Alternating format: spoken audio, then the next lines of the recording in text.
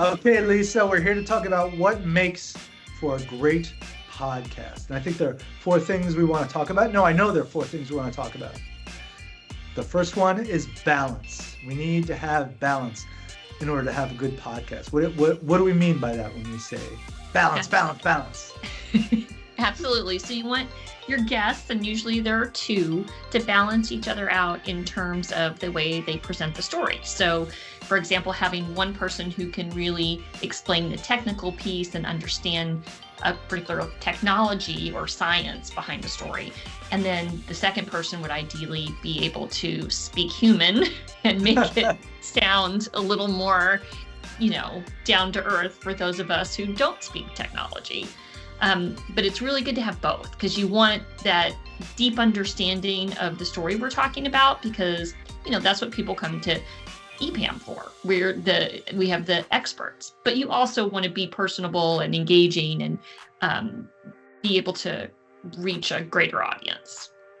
Right, and that balance sometimes can be found in a single person, like the great Sam Raymond, our CISO, who really can code both in sort of cyber speak and human speak. And totally. And he is master of the metaphor. He is so good at pulling out this fun example to demonstrate something really highly technical. But Sam's a rarity, and you got to understand, as a producer, you have to be able to be a kind of matchmaker and sort of allow your balance of your SME versus your charisma and your sort of connectivity, that human connectivity really matters. So I think that's a good point. The second point, I think, is that the podcast should feel spontaneous. It should sound spontaneous. It shouldn't necessarily be spontaneous.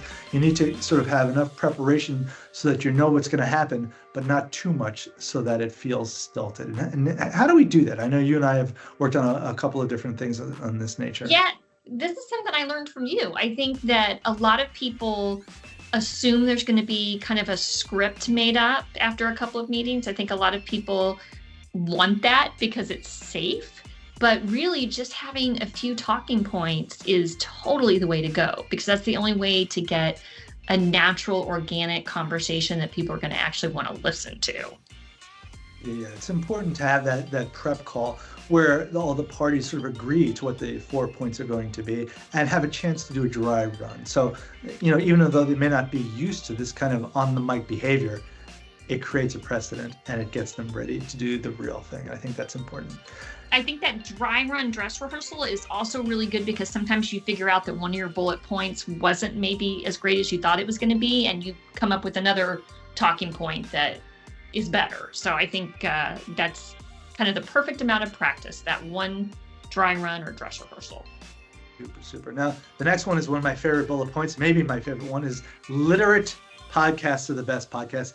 What I mean by that is if you can build a podcast around, let's say, a book or a really important article that the guest has written, you have a chance to really dig into those issues in a deep way and to craft questions that can probe to this important stuff that our guest has spent a whole bunch of time thinking about, right?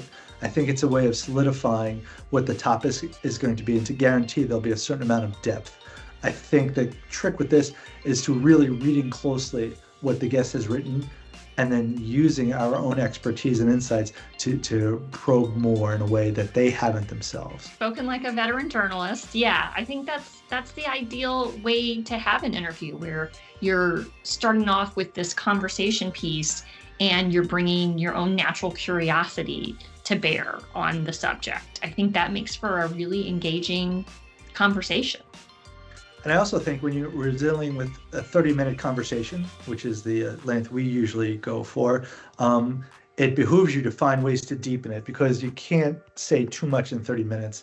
And working directly off a text gives you a chance to focus on and really think through what would be the best question. And that's, we've had Bruce Schneier, the great cybersecurity guy who wrote this recent book about hacking, onto the pod. It was terrific. We had Louis Menand, the Harvard professor and New Yorker writer, come on and talk about his history of the artistic history of the Cold War. That was pretty cool too. Awesome. And the last thing I want to talk about is a great one, which is music and the soundtrack of a podcast. There's nothing, I don't know about you, that turns me off more about a podcast than the sound of canned music. I just don't like that at all. And I think it's important when you're doing a podcast to find someone to provide real human, soulful, thoughtful music as a backdrop. It's key. How do you feel about that? That's how I feel about it. Yeah, this is your bailiwick as a musician, but even as someone who's not probably paying as close attention as you are, I think it's important because it's setting the stage. And if those first few notes are off, you may not even get into the podcast. If you're putting people off with something that sounds very generic and canned and the tone just feels like off, they may never even make it to the conversation. Well, I'm happy we had this conversation. I hope everybody listened to it and learned something. It's a good thing for National Podcast Day, right? Or International Podcast Day. Podcasting is fun.